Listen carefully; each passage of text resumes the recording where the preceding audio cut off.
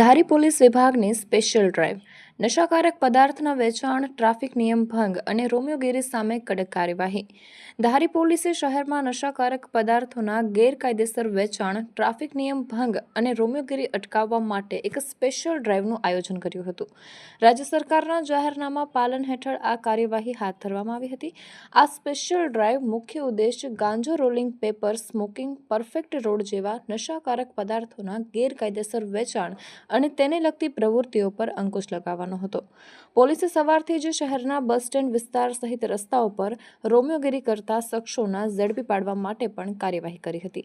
આ ઉપરાંત શહેરમાં ટ્રાફિક સમસ્યાઓ માટે પણ વિશેષ ધ્યાન કેન્દ્રિત કરવામાં આવ્યું હતું. આ ડ્રાઈવ અંતર્ગત ધારી પોલીસ વિભાગ દ્વારા શહેરના વેપારીને ત્યાં પણ સઘન ચેકિંગ હાથ ધરવામાં આવ્યું હતું.